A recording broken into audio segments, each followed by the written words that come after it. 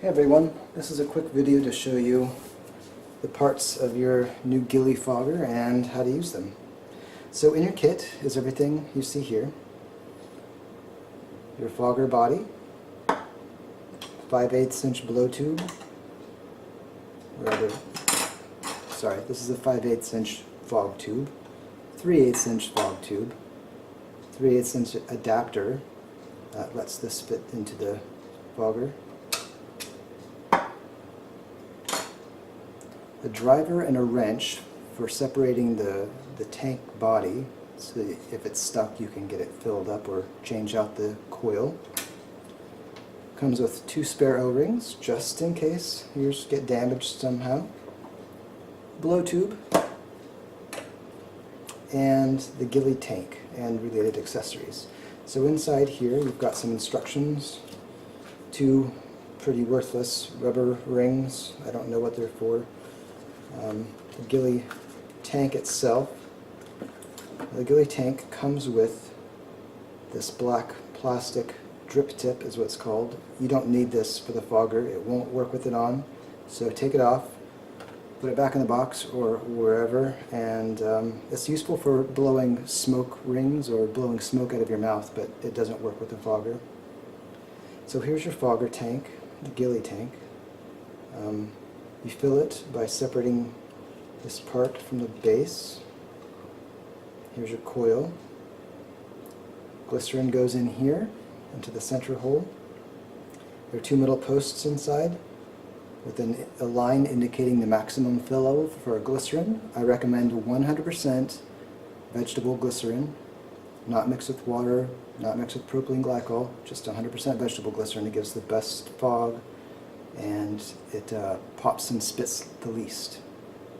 So to fill it, you would put your glycerin down that center hole, put a little bit of glycerin on the wick of your coil here, screw these 2 parts together,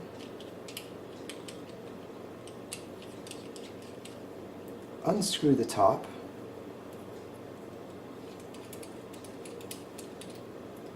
put 5 drops of glycerin on top of the wick in the center there.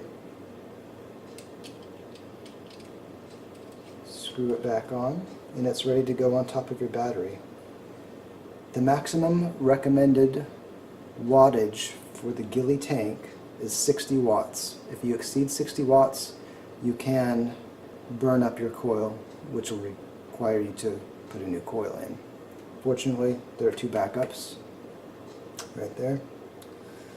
So I've already got a tank filled with glycerin. I'm going to put this one back into its case, and I'll show you how to assemble your fogger kit. So here's my battery. It's currently set to 60 watts.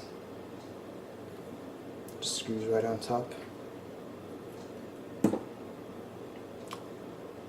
In the fogger body there's an arrow. Not sure if you can see that. The arrow indicates which direction you should blow. This is designed so that the air goes in, goes down the sides, and then inside these holes, fog comes out and out this side. If you blow the other way, what happens is, blow here, the air goes in here, comes out these little holes, and then coats the inside with glycerin. Not a huge deal, but I believe it works better the other way around. That's why I've included the arrow, to make sure you get everything going the right way. So, put your blow tube in that way, the air facing there. Put your output tube on the other end. Get your O-rings on the inside wet. There's 2, you can feel them. Get them wet with water, glycerin, bubble juice, saliva, doesn't really matter, just get them a little wet to help it slide onto your tank here, and simply press straight down. And now it's ready to use.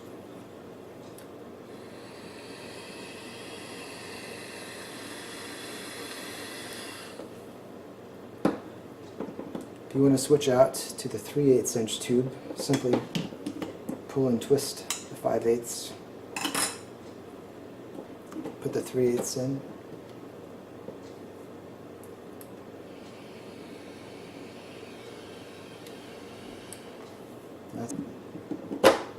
And you're good to go.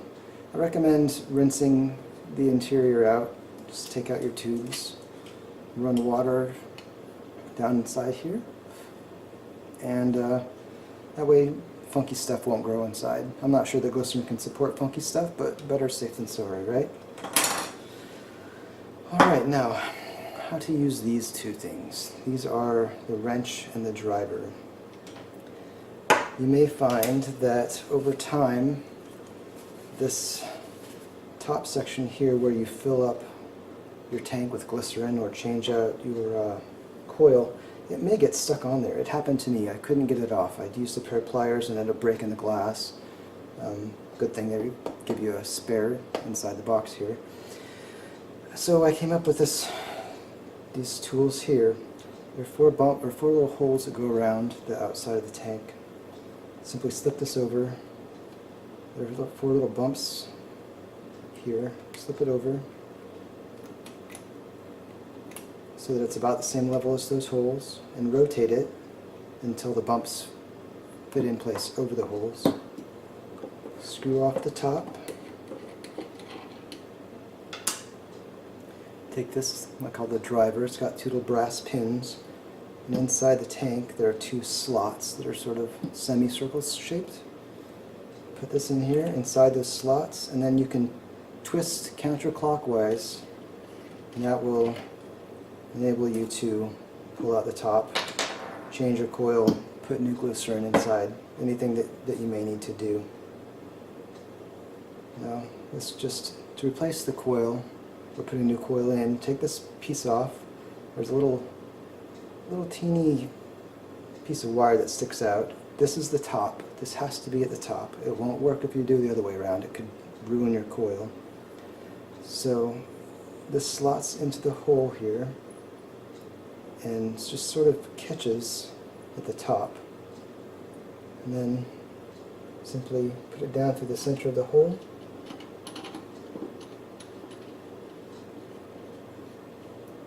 And if your fingers are too slippery, you can use the wrench to give that just a little snug. It doesn't have to be too tight, just a little snug. Put the top back on.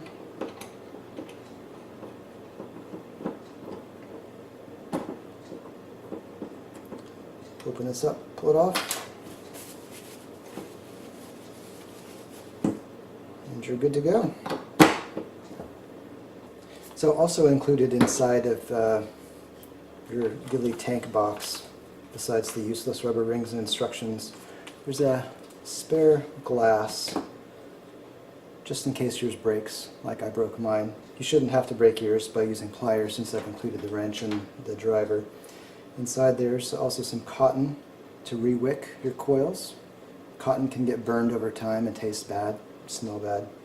And some O-rings for the inside of your Gille tank. Inside of here, if you lift up this little panel, there are 2 spare coils. Very handy. Alright, thanks everybody. Have a great time.